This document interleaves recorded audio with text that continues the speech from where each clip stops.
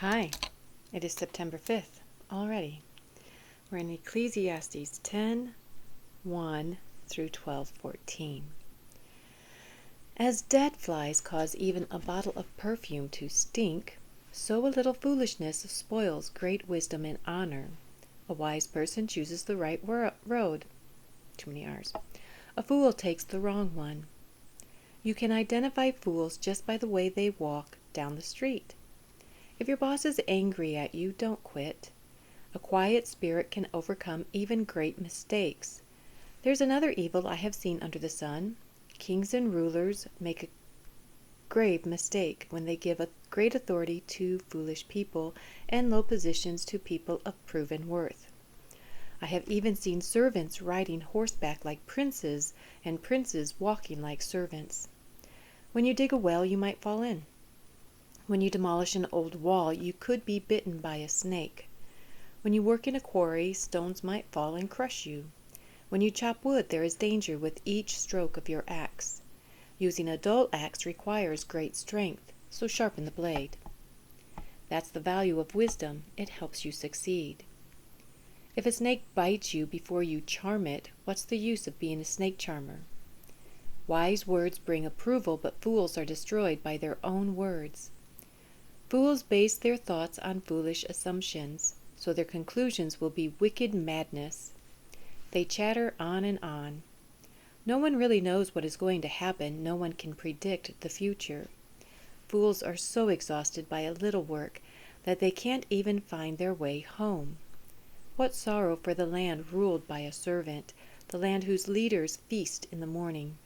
Happy is the land whose king is a noble leader, and whose leaders feast at the proper time to gain strength for their work, not to get drunk.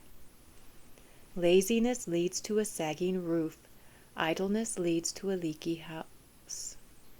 A party gives laughter, wine gives happiness, and money gives everything.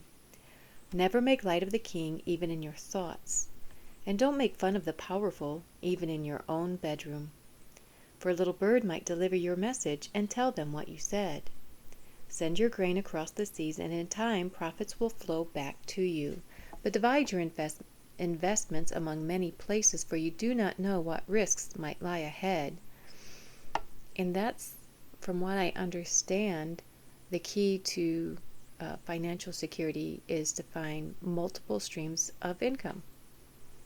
Divide your investments. Many places, multiple streams of income. It's like all the knowledge that we have now that we're gaining all of a sudden, it's all stems from the Bible. Just might not realize it. When clouds are heavy, the rains come down. Whether a tree falls north or south, it stays where it falls. Farmers who wait for the perfect weather never plant. If they watch every cloud, they never harvest. So whatever your circumstances, follow through on your dream. Do whatever you can at the moment to pursue it. Even if it's just planning and setting things up, that's still movement. Don't wait for the perfect opportunity. Start now. And the same with your journey with Christ. Start now. Don't wait for the perfect opportunity or until you're on your deathbed. You might not have a deathbed. You might be taken like that. So don't wait. Just as you cannot understand the path of the wind or the mystery of a tiny baby growing in its mother's womb, so you cannot understand the activity of God who does all things. Plant your seed in the morning and keep busy all afternoon, for you don't know if profit will come from one activity or another, or maybe both. Again, that multiple streams. So amazing. Light is sweet. How pleasant to see a new day dawning. When people live to be very old, let them rejoice in every day of life. But let them also remember there will be many dark days. Everything still to come is meaningless. Young people, it's wonderful to be young. Enjoy every minute of it. Do everything you want to do. Take it all in. But remember that you must give an account to God for everything you do. So refuse to worry and keep your body healthy. But remember that youth, with a whole life before you, is meaningless. Don't let the excitement of youth cause you to forget your Creator. Honor Him in your youth before you grow old and say, "Life is not pleasant anymore." Remember him before the light of the sun, moon, stars, and stars is dim to your old eyes, and rain clouds continually darken your sky.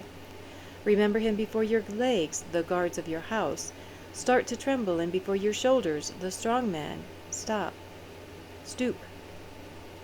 Remember him before your teeth, your few remaining servants, stop grinding, and before your eyes, the women looking through the windows, see dimly. So,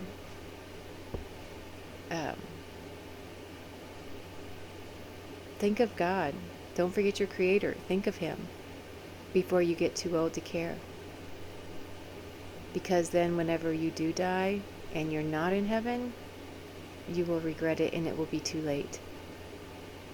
Remember him before the door to life's opportunities is closed and the sound of work fades. Now you rise at the first chirping of the birds, but then all their sounds will grow faint.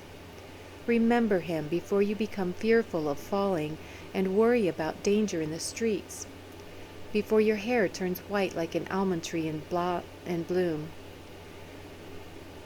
and you drag along without energy like a dying grasshopper in the caperberry?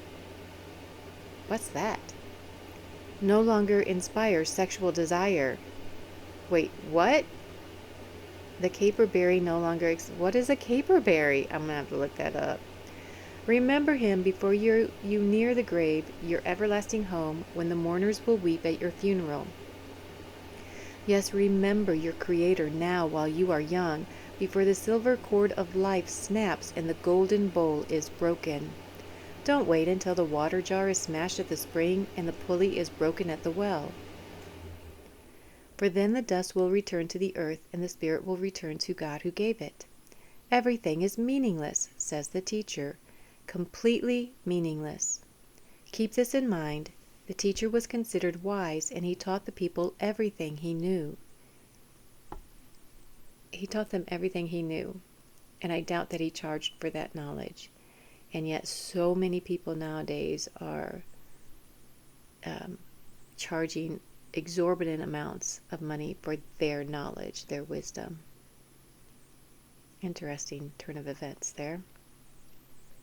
He listened carefully to many proverbs, studying and classifying them. The teacher sought to find just the right words to express truths clearly. The words of the wise are like cattle prods, painful but helpful. Their collected sayings are like a nail-studded stick with which a shepherd drives the sheep.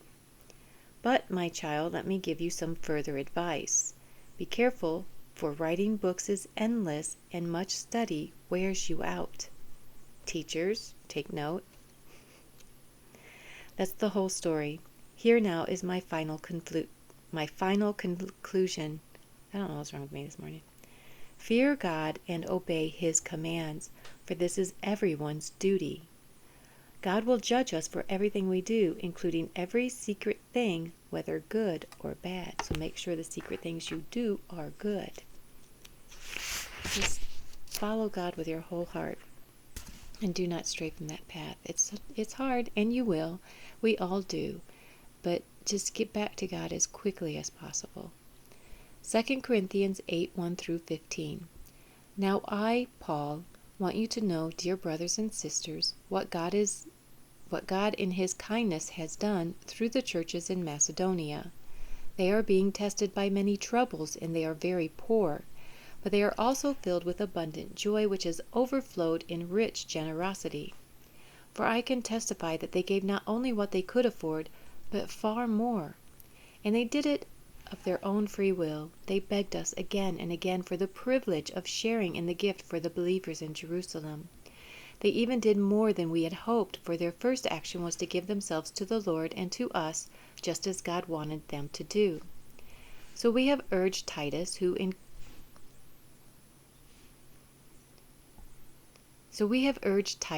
encouraged your giving in the first place, to return to you and encourage you to finish this ministry of giving.